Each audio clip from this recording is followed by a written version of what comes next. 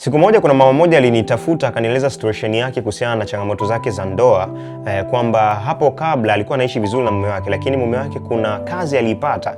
Hiyo kazi baada ya kuipata ilifikia mahali yule mwanaume akamwacha mwanamke akaenda kuishi na mwanamke mwingine, ambaye huyo mwanamke walikuwa wanasali kanisa moja, lakini pia wanaimba pia kwaya moja. Sasa nikapata mkanganyiko kuhusiana na hiyo issue, kwa sababu wote ni Wakristo, wanasali kanisa moja, alafu issue kama hiyo inatokea. Nikamwambia yule mama tuingie kwenye maombi siku 3 ya kufunga na kuomba. Na Mungu alikuwa mwaminifu, lakini nilimuuliza yule mama, je, kwamba uko tayari kwa ajili ya majibu yote yatakayotokea? Akasema yes, I'm ready for that. So kilichotokea ni kwamba baada ya kuomba zile siku 3, yule mwanamume alipata ajali kule kazini kwake alipokuwa anafanya kazi, ambapo yule mwanamke ambaye alikuwa anaishi naye akashindwa kuweza kumhudumia kwenye hiyo situation.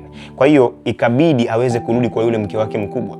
Sasa yule mke wake mkubwa ananipigia anambia, mbona Mungu amejibu kwa namna hii ambayo mimi sikutaka?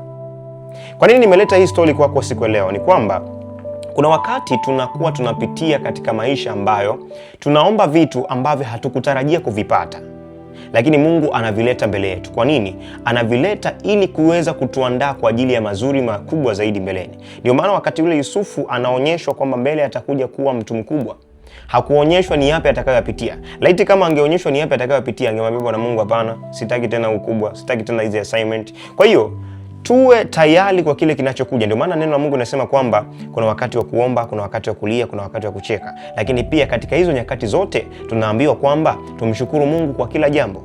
So chochote kitakachokuja katikati ya maombi au chochote tutakachokuwa na kiomba alafu kikatokea kinyume na kile ulichoomba au kinyume na kile ulichotarajia, kikubali, kwa sababu ni Mungu ameamua hicho kitokee hivyo. Ana mpango mkubwa wa kuweza kukusaidia. Ninavyokuambia leo hii, ile ndoa inaendelea vizuri sana, na nimewiwa kukushirikisha hili kwa sababu pia hata mhusika ame accept kwamba unaweza ukashiriki au unaweza ukalizungumza hili jambo. Kwa hiyo Mungu akubariki, na popote unapopitia changamoto, kumbuka kwamba Mungu yupo, hawezi akakuacha.